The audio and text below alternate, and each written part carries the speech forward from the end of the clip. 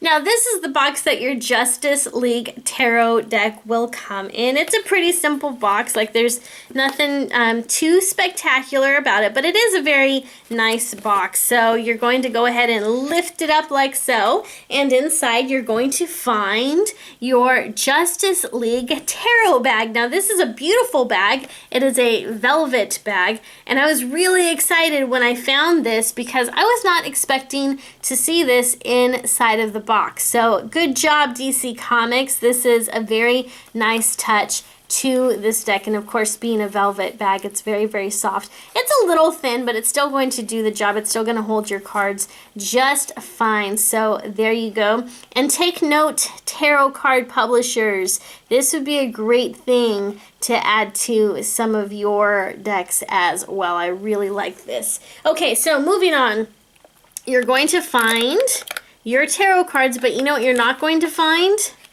A matching booklet.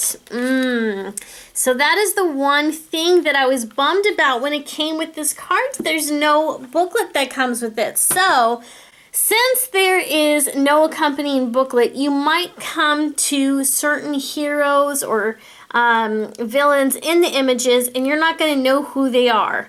And I thought I was pretty well versed in comic books and superheroes, but then I came across about, I don't know, 10 or 15 different cards in here, and I was like, who the heck is that? Like, what comic book, what TV show are they from? So, yeah, I kind of put my geekdom into complete shame there. So, anyhow, if you are a new tarot reader, this is probably not the best deck for you to start with. However, if you are a lover of DC Comics like I am, or if you're a skilled tarot reader like I am, then this is a deck that's going to fit right up your alley. So let's go ahead and talk about the card stock. The cards are nice and thin, so they're not too thick, not too thin, but they're thin enough to be able to shuffle the moment you take them out of the box. Now, personally, I like thin cards because I like to be able to give a down and dirty shuffle.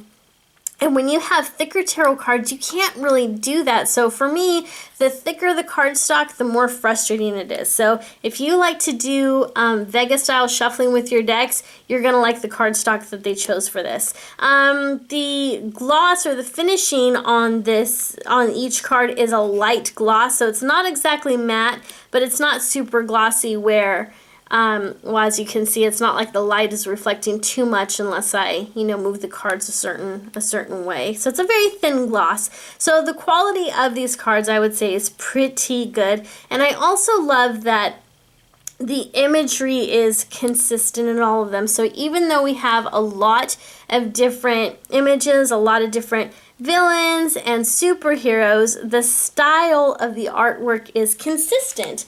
And that is because they were all created by the same artist, and that is Sarah Richard. Sorry, I had to grab the box and take a look. So Sarah Richard is the person who created the artwork for this deck. So again, if you're a comic book lover, if you love DC Comics, and you also happen to be a tarot card reader, you're probably going to put this on your list of coveted tarot decks. So, truth be told, I don't know if I'm going to read with this deck very often simply because I like it that much. And when I find a deck that I really, really, really like, I tend to put it aside so I can keep it in really, really good condition.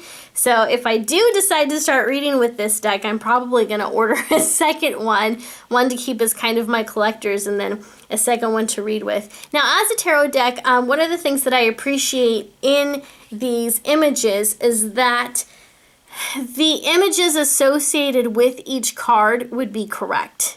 So it's not like they decided to just put any old image or any old hero or villain on this card or that card, which is sadly something a lot of artists will do. This was very thoughtful. This was very deliberate. So the images that they put with each deck fits the meaning of that card.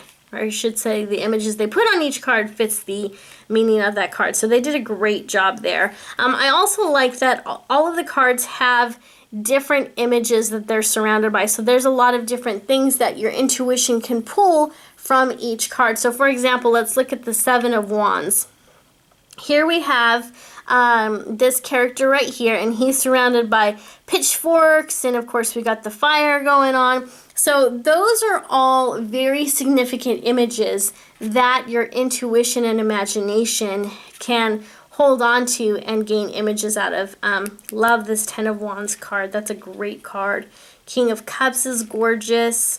Here's another one, the Queen of Cups. Like, there's a lot of imagery that pops in that your intuition can hold on to when giving a reading.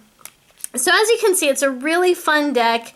If you're into comic books, you're going to have a very special appreciation for it. If you're not into comic books, I think you'll still appreciate how the images correspond with each card. So at least they were able to keep the integrity of the tarot intact. I just wish that it came with a guidebook. It would have been so fun to see what the backstories are to all of the characters, and maybe what you know, if these are reminiscent of certain scenes or different scenes in different comic books or movies and whatnot. So there you go, guys. That is my review of the Justice League Tarot. If you have any questions or comments, feel free to put them in the comment section down below. Thanks for watching, and I'll see you next time.